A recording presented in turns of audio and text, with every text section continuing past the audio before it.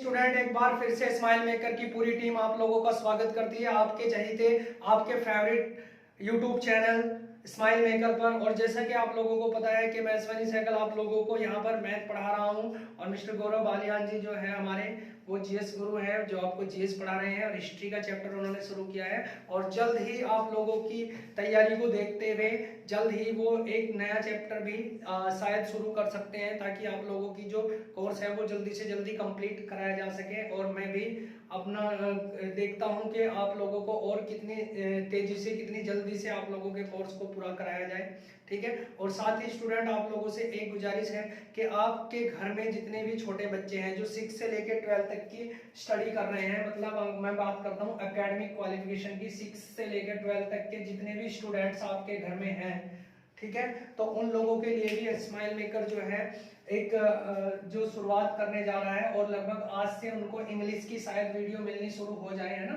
English हो गया, all subject जितने भी इनके बैठते हैं, आपके यूपी बोर्ड हो चाहे आप सीबीएसई बोर्ड हो या कोई भी बोर्ड हो, यहाँ पर हर तरीके से क्लास प्रोवाइड कराने की कोशिश उन लोगों को की जाएगी।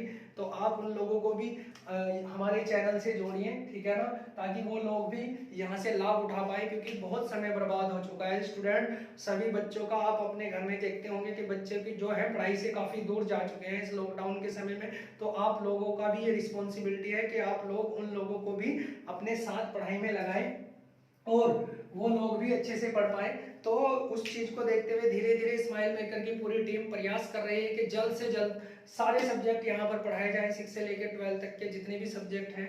तो ठीक है स्टूडेंट, ज्यादा समय नहीं लेंगे।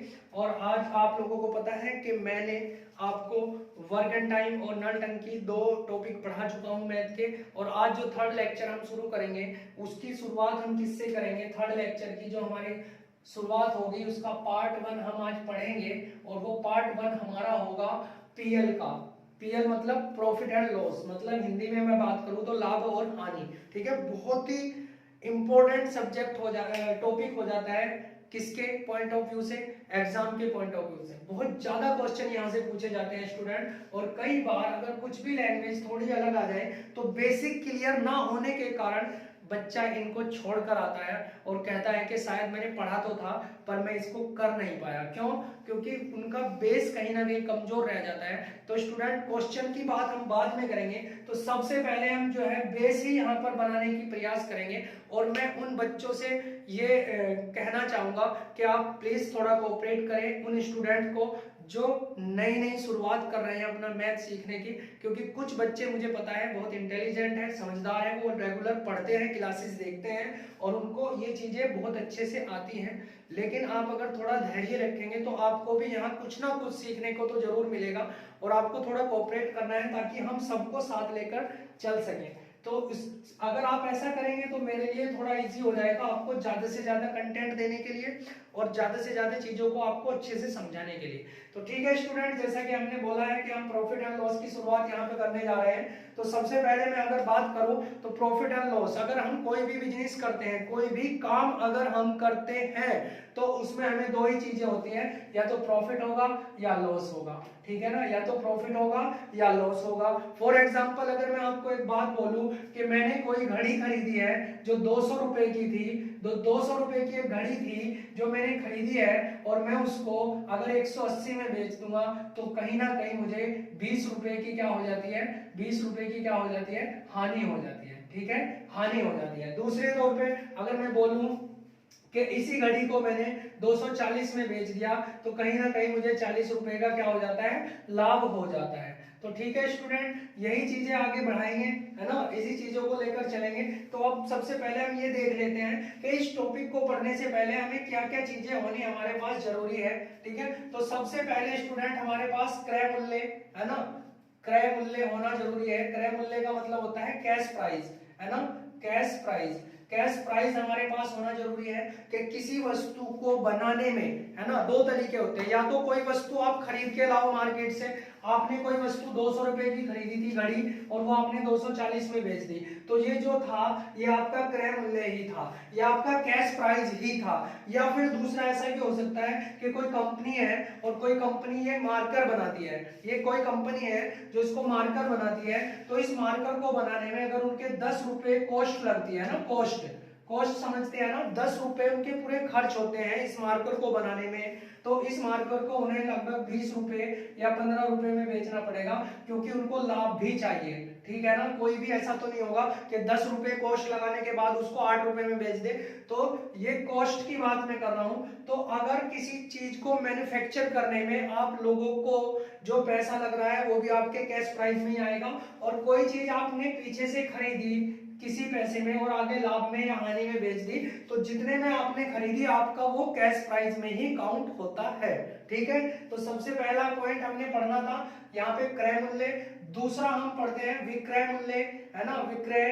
तो विक्रय मूल्य में क्या होता है स्टूडेंट, इसे बोलते हैं सेलिंग प्राइस, है ना, एसपी, इसको क्या बोलते हैं, सेलिंग प्राइस, इसको बोलते हैं सीपी, कैश प्राइस। तो सेलिंग प्राइस मैंने बताया, अगर कोई भी चीज आप किसी भी मूल्य में खरीदते हैं और उसे किसी भी मूल्य पे बेचते हैं, चाहे हानि पे बेचो चाहे लाभ पे, वो दोनों आपका क्या होगा, सेलिंग प्राइस होगा। शॉर्ट में लिख रहा हूं ताकि टाइम आपका कहीं ना कहीं सेव हो सके, सेलिंग प्राइस। तो ठीक है स्टूडेंट, अब आप एक चीज और समझना, जब आपके पास कैश प्राइस भी है और आपके पास सेलिंग प्राइस भी है, तो यहां से दो चीजें निकल कर आती हैं, या तो आपको लाभ होगा या आपको हानि होगी, ठीक है। तीसरी चीज भी हो सकती है ब्रेक इवन पॉइंट, जिसको हम बोलते हैं इकोनॉमिक्स की भाषा में, कि आप ना तो लाभ ना हानि, लेकिन हम यहाँ पर लाभ हानि पढ़ रहे हैं, तो ब्रेक जो है उसका पॉइंट का पढ़ने की हमें कोई आवश्यकता यहाँ पे नहीं है। तो तीसरा पॉइंट अगर मैं बात करूं तो सबसे पहले मैं लाभ की बात करता हूं कि यहाँ पर हमें लाभ होता है कैसे। अगर कोई चीज आपने 200 रुपए में खरीदी थी और वो 240 में बेची, तो आपको 40 का लाभ हुआ, ठीक है ना। खरीदी कितने की थी, 200 की, बेची कितने की, 240 की, तो लाभ हुआ कितने का, 40 का, ठीक है। चौथा जो पॉइंट हम यहाँ पढ़ने वाले हैं, हानि, ठीक है स्टूडेंट। थोड़ा मैंने आपको पहले ही बोला था, कोऑपरेट आपको करना है उन स्टूडेंट्स के लिए जो आज नए हैं, ठीक है, जो शुरुआत कर रहे हैं, जिन्हें भरोसा है, जिन्हें हमने भरोसा दिलाया है कि हम आपको अच्छा मैथ सिखाएंगे। तो आप लोगों से मैं ये थोड़ी उम्मीद कर सकता हूं, जितने स्टूडेंट हमारे ब्रिलियंट हैं, कि वो थोड़ा कोऑपरेशन हमें देंगे, ठीक है, क्योंकि ये आप ही का परिवार है और इस परिवार को हमें आगे तक लेके जाना है, लंबे समय तक साथ निभाना है, ठीक है। हमारा साथ एक दो दिन का नहीं है स्टूडेंट। तो देखते हैं हानि। तो हानि, अगर मैं बात करूं हानि की, तो वही चीज मैंने 200 रुपए में खरीदी थी और वही चीज का सेलिंग प्राइस अगर 180 है, वही चीज मैंने अगर 180 में बेच दी, तो यहां से तो लाभ हुआ था, तो यहां से हानि हुई कितने की, 20 रुपए की, ठीक है। तो चार चीजें हमें पढ़नी है, कौन कौन सी। कैश प्राइस हमारे पास होना चाहिए। कैश प्राइस कैसे आ सकता है, या तो आपने कोई कॉस्ट लगाई हो उसे करने बनाने में वस्तु को, या फिर पीछे से खरीद के आगे बेच रहे हो तो वो भी कैश प्राइस। विक्रय मूल्य आपको पता है, जितने में आपने बेची है। लाभ, या तो आपको लाभ होगा या हानि होगी। अब दो चीजें और इंपॉर्टेंट यहां से निकल के आएंगे स्टूडेंट, कौन कौन सी। ये तो होता है हमारा लाभ का प्रतिशत, है ना, लाभ का प्रतिशत, और दूसरा होता है हानि का प्रतिशत, है ना, हानि का प्रतिशत। दो चीजें होती हैं, एक लाभ का प्रतिशत और एक हानि का प्रतिशत। स्टूडेंट पूरा चैप्टर पढ़ लेता है और उसे यही नहीं समझ पाता कि लाभ का प्रतिशत कैसे निकालूं या हानि का प्रतिशत कैसे निकालूं। तो वही चीज आज हम यहाँ पे बहुत बेसिक तरीके से डिस्कस करने वाले हैं स्टूडेंट, ठीक है। तो जैसा कि मैंने अभी बोला था कि कोई वस्तु आपने 200 रुपए में खरीदी और 240 में उसको बेच दिया, 240 में बेच दिया, तो लाभ कितने का हुआ, 40 रुपए का। ये लाभ है आपका, ये लाभ है। अगर आपको लाभ का प्रतिशत चाहिए तो प्रतिशत कैसे निकलेगा, हमेशा दोनों को निकालने के लिए आपको नीचे हमेशा बेस में हमेशा क्या रखना है, क्या रखना है, हमेशा कैश प्राइस रखना है। क्या रखना है, कैश प्राइस, ठीक है। अब देखो, अगर आपको लाभ का प्रतिशत निकालना है तो कैश प्राइस के नीचे रखना है, और जो लाभ हुआ है, जितने रुपए का लाभ हुआ है वो ऊपर रखना है, और इनटू 100 से कर देनी है, क्योंकि प्रतिशत निकालना है। तो लाभ का प्रतिशत आपका इस प्रकार से निकलता है, ठीक है स्टूडेंट, फॉर्मूलाज की जरूरत हमें बहुत कम पड़ेगी, नहीं पढ़ने वाली, क्योंकि हम सारी चीजों को बेसिक कॉन्सेप्ट से ही पढ़ लेंगे।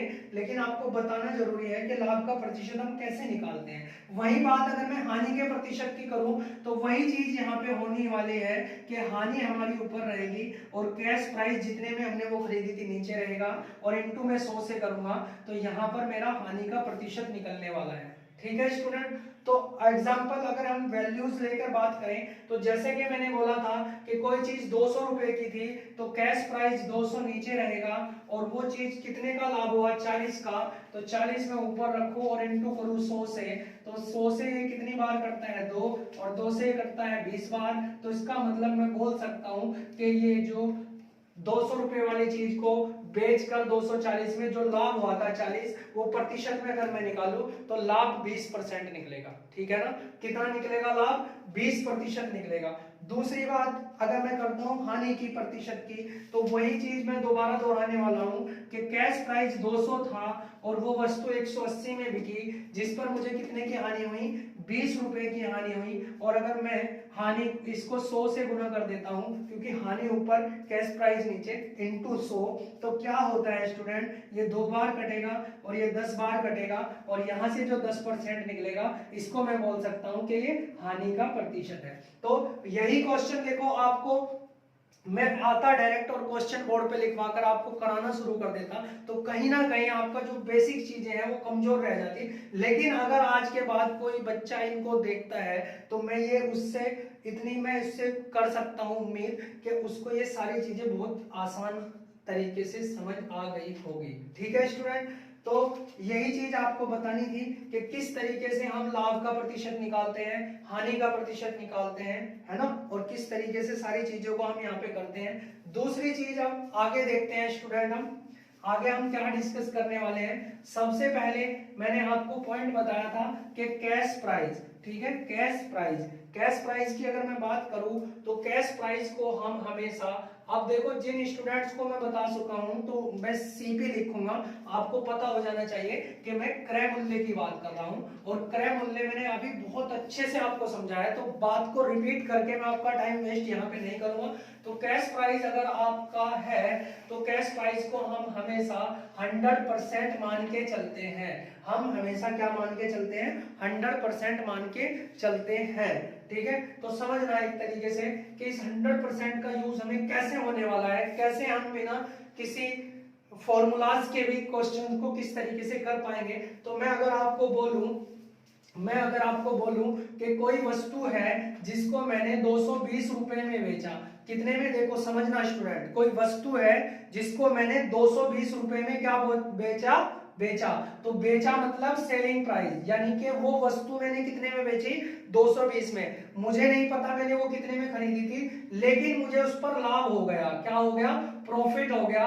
और कितना प्रॉफिट हुआ 10% का, कितने का 10% का, प्रतिशत का, है ना, प्रतिशत का मतलब क्या है कि 100 में से 10, यानी कि अगर 100 था तो उसमें से 10 का लाभ है ना, इस तरीके से समझते हैं। देखना, तो अगर कोई वस्तु मैंने बेच दी 220 में, और इसी तरीके के क्वेश्चन आपके पेपर में आ जाते हैं स्टूडेंट, जब बेसिक सी चीजें हम पढ़ते हैं तो इसी तरीके के क्वेश्चन आपके पेपर में रखे हुए आपको मिलते हैं कि कोई वस्तु 220 रुपए में बेची गई और उसे 220 रुपए में बेचने से उस पर 10% का लाभ हो गया, तो उस वस्तु का सीपी क्या था, क्रय मूल्य क्या था, यही क्वेश्चन आपका बन जाता है स्टूडेंट। तो आपको अगर क्वेश्चन को बनाना है बेसिक, तो आप जब नोट्स बनाएंगे तो क्वेश्चन नंबर 1 करके आप इसको लिख सकते हैं कि कोई वस्तु 220 रुपए में बेचने से उस पर 10% का लाभ होता है, तो उस वस्तु का क्रय मूल्य क्या होगा।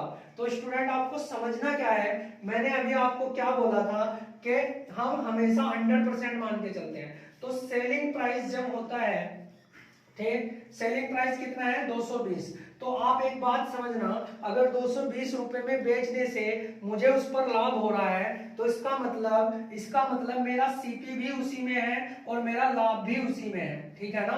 सीपी भी उसी में है और लाभ भी इसी में है, और सीपी हमेशा कितना होता है, 100% होता है, ठीक है। ये चीजें समझाने में मुझे टाइम लगेगा, चाहे 10 मिनट लगे, चाहे 15, चाहे 20 मिनट या फिर आधा घंटा, लेकिन मैं समझाऊंगा, क्योंकि मुझे उन स्टूडेंट का भी हाथ थामना है जो कहीं ना कहीं मैथ में पिछड़े हुए हैं, जो सोचते हैं कि हाँ हमें कोई अच्छा टीचर नहीं मिल पा रहा है जो हमें बेसिक से पढ़ा दे, तो इसीलिए मैं उन लोगों को भी थोड़ा आगे लाने का प्रयास यहाँ पे करूंगा। तो आप थोड़ा धैर्य रख के, पेशेंस रख के सारी चीजें आप लोगों को समझाई जाएंगी।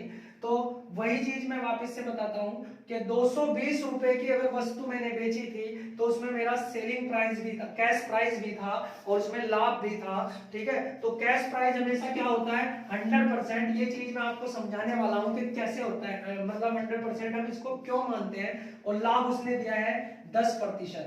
तो इसका मतलब अगर मैं प्रतिशत की बात करूं तो ये 220 तो है रुपए, और अगर मैं इसको प्रतिशत में काउंट करूं तो ये 110% होगा।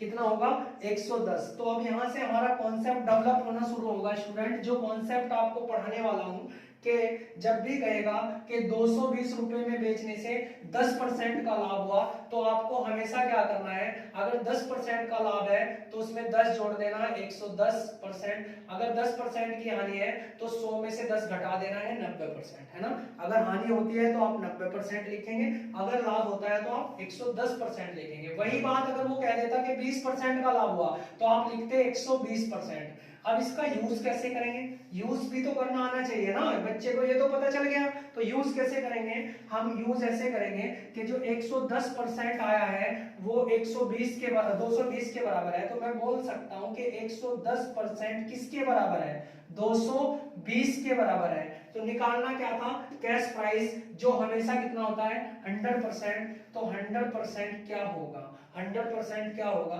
तो ये चीज हमेशा बटे में जाती है और ये हमेशा गुना में जाती है, और इससे जब मैं काटूंगा तो ये 2 बार कटेगा तो 200 निकलेगा। इसका मतलब उस वस्तु का जो कैश प्राइस था वो 200 था, ठीक है ना।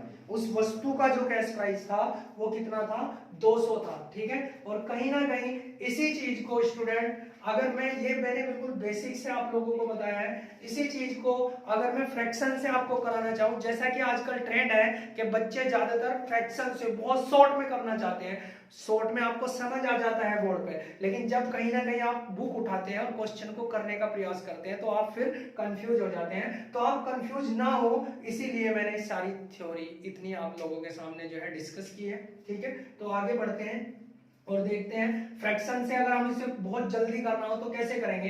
तो आप समझना कि कोई वस्तु 220 में बिकी थी जिसपे 10% का लाभ हुआ, 10% का लाभ, तो 10% का मतलब वो 10/100, यानी कि 10 वाली चीज पे 1 का लाभ, इसका मतलब वो कितने की बिकी, 11 की, और वो कह रहा है कितने की बिकी, 220 की। तो 11 अगर 220 के बराबर है तो पूरी वस्तु कितने की थी, 10 की, तो 10 किसके बराबर है, 11 यहाँ आ जाएगा और 10 यहाँ आएगा, और जब इससे काटोगे तो 20 बार कटेगा, तो आंसर 200 प्राप्त होगा, ठीक है। तो बात कोई फर्क पड़ने वाला नहीं है क्योंकि आप लोग बेसिक समझ चुके हैं। तो आप चाहे ऐसे क्वेश्चन को सोल्व कर सकते हैं या फिर ऐसे, कोई ज्यादा अंतर आने वाला यहाँ पे नहीं है, ठीक है। और कैलकुलेशन धीरे धीरे मैं प्रयास करूंगा कि बीच बीच में अगर किसी बच्चों को कैलकुलेशन की भी प्रॉब्लम है तो बीच बीच में किस तरीके से हम गुना कर सकते हैं, भाग कर सकते हैं, और किस तरीके से क्वेश्चंस को हम बहुत जल्दी अप्रोच करें आंसर तक, वो सारी चीजें मैं यहाँ पे बताने का आप लोगों को प्रयास अवश्य करूंगा।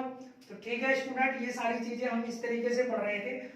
दूसरा अगर मैं इसी में, ये मैंने पहला क्वेश्चन बोला था आपको, अगर दूसरा मैं इसी में आपको बोल दूं, अगर मैं ये बोल दूं कि कोई वस्तु 180 रुपए में बिकी, है ना, उसका सेलिंग प्राइस कितना था, 180, यानी कि कोई वस्तु, दूसरा क्वेश्चन करके अगर आप नोट्स बना रहे हैं तो लिख सकते हैं कि कोई वस्तु, किसी वस्तु को 180 रुपए में बेचने से, 180 रुपए में बेचने से, या आप लिख लो, हाँ ठीक है, 180 रुपए में बेचने से उस पर जो है हानि हो जाती है, और हानि कितने की हो गई, 10% की हानि हो गई। कितने की हानि हो गई, 10% की हानि हो गई।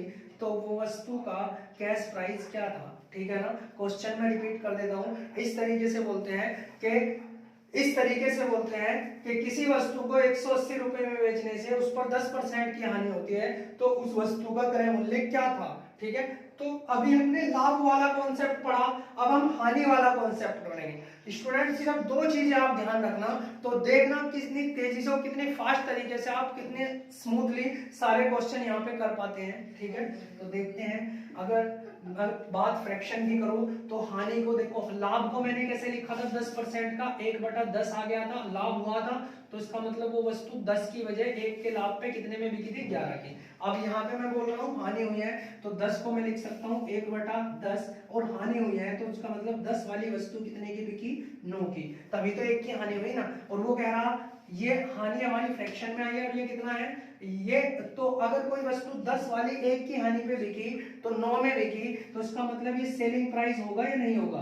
तो सेलिंग प्राइस हमारे अकॉर्डिंग तो 9 है, और उसके अकॉर्डिंग इतना, तो 9 अगर 180 के बराबर है तो कैश प्राइस कितना था, 10, तो 10 किसके बराबर होगा, 9 यहाँ आ जाएगा, 10 यहाँ, 9 दूनी 18, तो आंसर वही वापस से कितना आने वाला है, 200। तो इसका मतलब वो वस्तु कितने की थी, 200 रुपए की। या फिर अगर मैं बात इस तरीके से करूं, कि सेलिंग प्राइस था और वो कितने था, 180, और उस वस्तु को बेचने से 10% की हानि हो गई।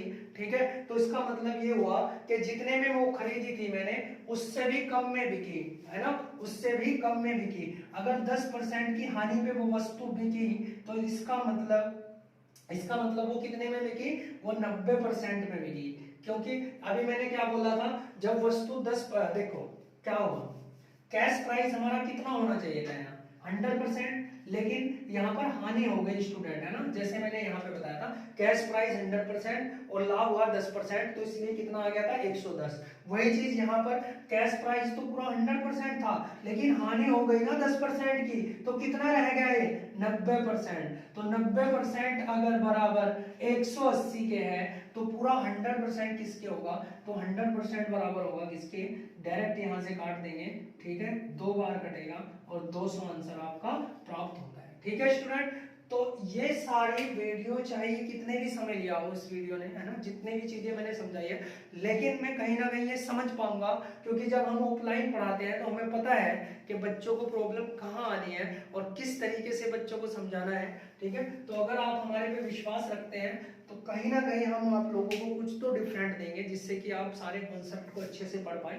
ठीक है, तो चलिए शुरुआत करते हैं हम अपने क्वेश्चंस की। हम तो ठीक है स्टूडेंट, सारे कॉन्सेप्ट को समझने के बाद कुछ क्वेश्चंस और ले लिए जाएं, ताकि आप लोगों को सारी चीजें और अच्छे से समझ आ जाए। तो सबसे पहले देखते हैं हम, एक किसी प्रकार से क्वेश्चन है कि किसी वस्तु को, देखो अगर आप लिखना चाहें तो क्वेश्चन लिख भी सकते हैं, मैं रिपीट बोल रहा हूँ, वैसे मैंने शॉर्ट में लिख दिया, सेलिंग प्राइस किसी वस्तु का कितना है, 920, और उसको जो प्रॉफिट प्रतिशत हुआ, प्रॉफिट लाभ हुआ है, लाभ कितने प्रतिशत का हुआ, 15, तो उसका कैश प्राइस यानी कि क्रय मूल्य बताना है। तो वही चीज कि किसी वस्तु को 920 रुपए में बेचने से 15% का लाभ होता है, और उस वस्तु का क्रय मूल्य बताइए। तो मैंने अभी आपको बोला था कि जो सेलिंग प्राइस होता है, सेलिंग प्राइस यहाँ 920 है, इसका मतलब इसमें 100% हमारा क्रय सीपी है, और 15% का हमें लाभ भी हुआ है। ठीक है, तो इसका मतलब लाभ और सीपी दोनों होंगे ना। ठीक है, सेलिंग प्राइस में क्या होता है, हमेशा लाभ प्लस सीपी, जो हमारा कैश प्राइस होता है, क्रय मूल्य होता है ना, क्रय मूल्य, दोनों बराबर होते हैं, और सेलिंग प्राइस ही बराबर भी होता है अगर क्रय मूल्य में से, अगर, ठीक है सॉरी, हाँ ठीक है ना, तो क्रय मूल्य में से हानि भी घट सकती है, कई बार ऐसा हो जाता है। ठीक है, तो जब इस तरीके का क्वेश्चन आएगा तो हम देख लेंगे। फिलहाल क्या देख रहे हैं हम, कि जो ये सेलिंग प्राइस है इसमें लाभ और क्रय मूल्य दोनों होंगे। ठीक है, और ये कितने परसेंट के बराबर होगा, 115%। इसका मतलब 115% किसके बराबर है, 920 के।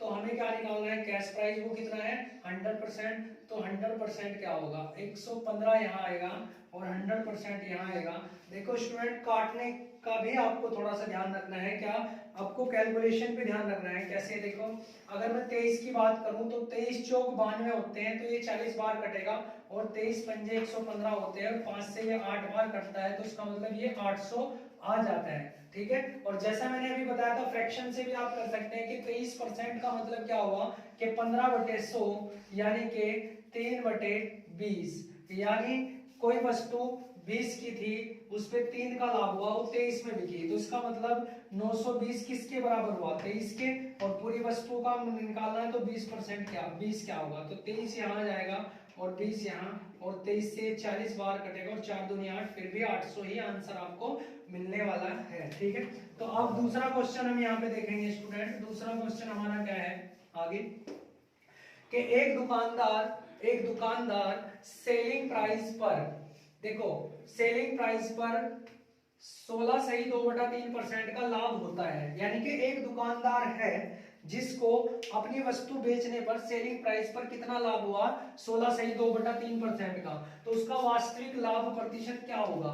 तो जब लाभ हो गया तो मैंने दोबारा से वास्तविक लाभ क्यों लिखा है स्टूडेंट, अगर आपने बेसिक पढ़ा है अभी, जो मैंने जस्ट अभी पढ़ाया है, तो आपको पता है कि मैंने वास्तविक लाभ क्यों लिखा है, क्योंकि आपको पता है कि जो वास्तविक लाभ होगा वो हमेशा कैश प्राइस पे निकलेगा, जो वास्तविक लाभ होगा या हानि भी होगी तो वो हमेशा किस पे निकलेगा, कैश प्राइस पे निकलेगा। ठीक है, तो वास्तविक लाभ या हानि दोनों हमेशा किस पे निकलती हैं, कैश प्राइस पे, और यहाँ पे क्या दिया हुआ है, सेलिंग प्राइस पे। ठीक है, तो अब आप एक चीज समझना कि 16 सही 2/3% को अगर मैं सही करना चाहूं तो 16 दिया 48 और 2, देखो इतना तो सभी स्टूडेंट को पता होना चाहिए कि इसको कैसे फ्रैक्शन में लाएंगे, 16 दिया 48 और 2 50 बटे कितना 3, और प्रतिशत है, और प्रतिशत को हटाने के लिए हम नीचे 100 लेके जाते हैं, तो ये प्रतिशत हट जाता है, तो जब मैं इसको काटूंगा तो ये 2 यानी कि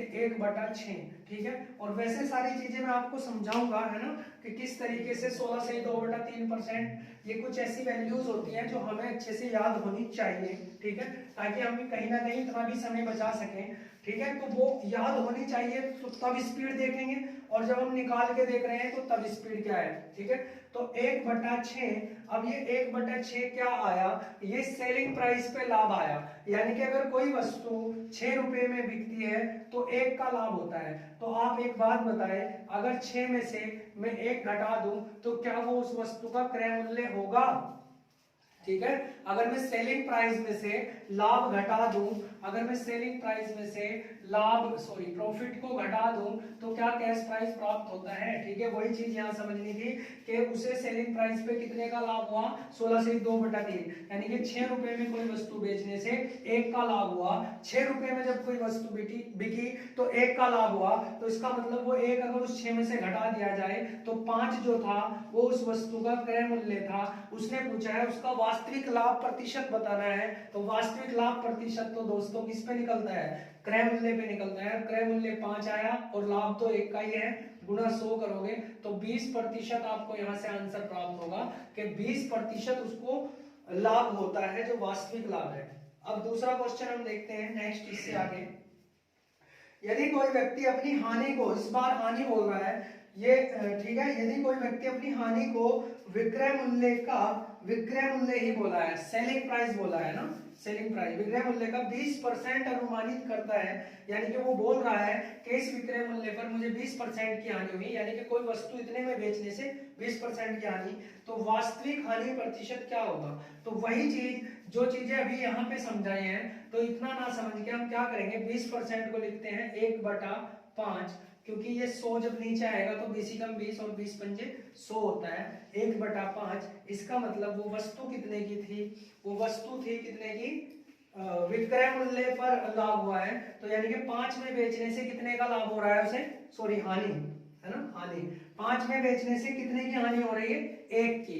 5 में बेचने से 1 की हानि हो रही है, तो अगर ये हानि में इसमें जोड़ दूं तो क्या ये क्रय मूल्य आ जाएगा, क्योंकि आपको पता है कि जो कैश प्राइस होता है वो सेलिंग प्राइस में हानि को प्लस करने से आता है। यानी कि अगर किसी वस्तु को बेचने से आपको हानि हुई है, समझना आप कि कोई वस्तु आपने 200 की खरीदी थी, है ना, और वो 180 की बेची, तो आपको हानि 20 की हुई है। तो जब आपको ये सेलिंग प्राइस, इस सेलिंग प्राइस में ये हानि वापस से जोड़नी होगी, तभी तो आपको कैश प्राइस प्राप्त होगा ना।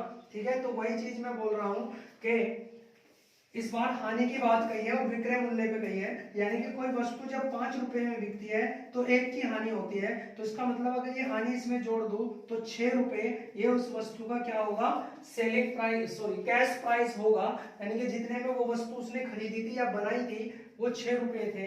अब वास्तविक जो हानि निकलेगी वो किस पे निकलेगी, कैश प्राइस पे, और हानि तो 1 की है और कैश प्राइस 6 आया, और गुना जब 100 करूंगा तो आंसर कहीं ना कहीं 50/3, या फिर आप क्या लिख सकते हैं उसको 16 सही, जैसा अभी आया था ना, ठीक है, 16×48, 16 सही 2/3% भी आप इसको लिख सकते हैं। ठीक है स्टूडेंट, तो यहाँ पर इस तरीके से क्वेश्चंस को सीखना है आप लोगों को। ठीक है, ठीक है स्टूडेंट, कुछ और क्वेश्चंस यहाँ पे हम डिस्कस करना चाहेंगे ताकि आपका जो कॉन्सेप्ट डेवलप किया गया है हमारे द्वारा वो आप जो थोड़ा और अच्छे बेहतरीन तरीके से समझ पाए।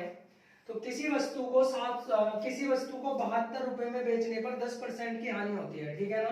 कोई वस्तु 72 में बेची गई तो 10% की हानि हुई, इसका मतलब आपको पता है कि वो वस्तु 72 रुपए से ज्यादा की रही होगी, तभी तो 72 में बेचने से 10 की हानि हुई है ना। ठीक है, अब वो बोल रहा है 5% का लाभ प्राप्त करने के लिए वस्तु को कितने रुपए में बेचना होगा।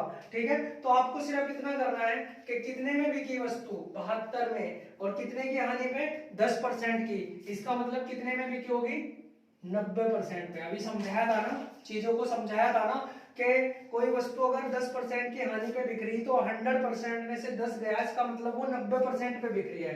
तो हमारे अकॉर्डिंग परसेंटेज में जो सेलिंग प्राइस है उसका वो कितना है, 90% है, और वैसे कितना दिया है, 72। तो क्या हम बोल सकते हैं कि 90% किसके बराबर है, या परसेंटेज छोड़ भी दो आप, 90 किसके बराबर आ गया, 72 के, या प्रतिशत लिख लो, कोई दिक्कत नहीं है, अभी समझ आ जाएगा। तो 90, देखो क्यों मैंने ऐसा लिखा है, डायरेक्ट एक लाइन में क्वेश्चन हमें चाहिए कि किसी वस्तु को 72 में बेचने से, यानी कि सेलिंग प्राइस 72 है, 10% की हानि हुई, तो इसका मतलब वो वस्तु 100% की थी और 10% की हानि पे वो कितने में बिकी, अब वो कितने की रह गई, 90% की, तो इसका मतलब ये 90% इस 72 के बराबर है। ठीक है, दूसरा आगे बोल रहा है कि 5% लाभ कमाना है। अब आप एक बात बताएं, अगर कोई वस्तु 100% की है और उसको 5% लाभ कमाना है तो उसे 105% में बेचनी होगी। क्यों, जब हानि, जब ये, ठीक है, जब हानि आपकी हुई थी तो 10% पे बिकी थी, और जब लाभ हुआ तो कितने पे, 5% पे बिक रहा है।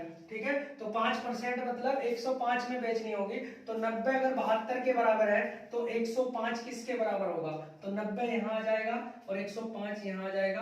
अब आप इसको किसी भी संख्या से काट सकते हैं बहुत इजी तरीके से, चाहे आप 9 से काट लें, 9 धाम, ठीक है, 9, ठीक है ना, तो 9 ढाई 90 होते हैं, और 9 अट्ठे कितने होते हैं, 72 होते हैं। और अगर आप 5 से काटना चाहें तो 5 से 2 बार कटेगा, और ये 5 से 21 बार कटेगा, और 5 से ये 4, और 21 चौक होता है 84, तो इसका मतलब वो वस्तु कितने में बिकनी होगी, 84 रुपए में बेचनी होगी। ठीक है, एक तरीका तो यह है कि आप इसको डायरेक्ट कर लें, ठीक है, एक तरीका तो यह है कि डायरेक्ट कर लें, या फिर दूसरा तरीका, अब देखो ये 90% था, ये 100, ये परसेंटेज इसका था, ये परसेंटेज इसका, प्रतिशत से प्रतिशत यहाँ पे कट जाता है। ठीक है ना, तो आप एक चीज समझना, और क्या समझेंगे, इसी क्वेश्चन को आप ऐसे भी कर सकते हैं कि पहले यहां से, क्योंकि अभी तक हमने जो क्वेश्चन पढ़े थे वो सिर्फ इतने पढ़े थे कि एक वस्तु को 72 में बेचने से 10% की हानि हुई, अभी पढ़ा था ना, तो कैश प्राइस बताएं, तो हम कह देते 10% की हानि हुई, कैश प्राइस बताना है, तो आप समझना 10% को 1/10 लिख सकते हैं। ठीक है, तो अगर 10% की हानि हुई तो इसका मतलब वो वस्तु 9 में बिकी, और 9 बराबर किसके है, 72 के, तो पूरी वस्तु का क्रय मूल्य कितना निकलेगा, 10 बराबर किसके, तो 9 यहाँ आ जाएगा और 10 यहाँ, 9 अट्ठे 72, इसका मतलब वस्तु का क्रय मूल्य कितना था, 80, क्रय मूल्य कितना था, 80। अब उसको कितने पे बेचना है, 5% लाभ पे बेचना है, तो 80 तो ये अपने आप में है ही, इसको 5% लाभ में बेचना है। 5% लाभ में बेचने का दो तरीके हैं, या तो इसका आप 5% निकाल के इसमें जोड़ो, या फिर सीधा आप इसका 105% निकाल दो। ठीक है, तो क्वेश्चन वही बन जाएगा, ठीक है ना, क्वेश्चन वही बन जाएगा, ये 2 बार कटेगा, ये 21 बार कटेगा, और ये इससे 4 बार, और 21 चौक 84। आंसर 84 आना है। लेकिन हम डायरेक्ट यहाँ पे कर लेते हैं, क्यों? क्योंकि हमें पता है कि 72 में बेचने से 10 की हानि हुई, तो इसका मतलब 90% के बराबर है। 5% का लाभ चाहिए तो कितने में बेचे? तो 105 बराबर 30 के होगा। ठीक है, इस तरीके से क्वेश्चन यहाँ से हो जाएगा। अब नेक्स्ट देखते हैं हम यहाँ पे। नेक्स्ट क्वेश्चन क्या है कि कोई वस्तु है जो 1400 रुपए में खरीदी गई। कितने में खरीदी? 1400 रुपए में, और उस पर हानि कितने की हुई? 15% की। तो वही बात, ठीक है, खरीदी कितने में थी? 14% में, और हानि कितने में हुई? कितनी हुई? 15%। तो उसका सेलिंग प्राइस बताना है। तो आप एक चीज समझना कि इस बार आपको कैश प्राइस दिया हुआ है। क्या दिया हुआ है? Cash price. तो आप ऐसे कर सकते हैं इसको कि कैश प्राइस हमें पता है हमेशा 100% होता है, तो हम कहेंगे कि जो 100% वैल्यू है उस वस्तु की वो कितनी है? 1400 रुपए, क्योंकि वो 1400 में खरीदी ना, कैश प्राइस, और वो हमेशा 100% होती है। तो 100% वैल्यू 1400 रुपए है, और हानि पे बिकी 15% की, तो 85% क्या होगा? ठीक है, जब कोई 100 वाली चीज 85 में बेची जाएगी तो प्रतिशत, तो वो सेलिंग प्राइस होगा। तो 100 यहाँ आ जाएगा, प्रतिशत हम यहाँ खत्म कर लेते हैं ना, कटना ही है, और 85 यहाँ आ जाएगा। तो जब आप इसको काटोगे तो आपको 14 पंजे 70 होते हैं, 7 हासिल आ जाएगा, और 14 8 112, और 112 में जब 7 जोड़ोगे तो कितना आएगा?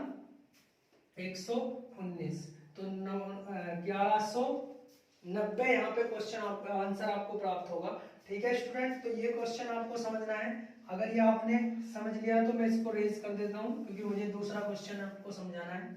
ये क्वेश्चन इस तरीके से इसलिए लिखे जाते हैं स्टूडेंट, ताकि आप लोगों का समय कहीं ना कहीं सेव किया जा सके। तो क्वेश्चन देखते हैं नेक्स्ट।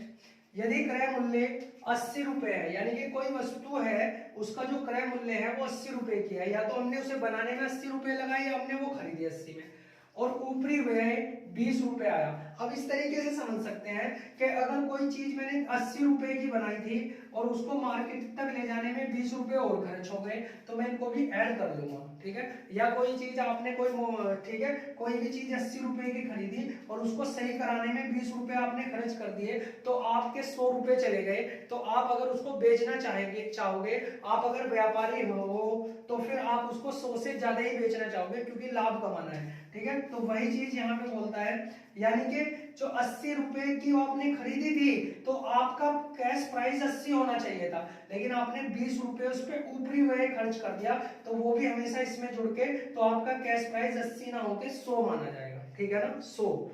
तो अब मैं ये बोल सकता हूं कि कोई वस्तु का क्रय मूल्य 80 रुपए था और ऊपरी व्यय उस पर 20 आया, तो मैं यहां से कहूंगा कि उसका जो कैश प्राइस है वो 100 रुपए है।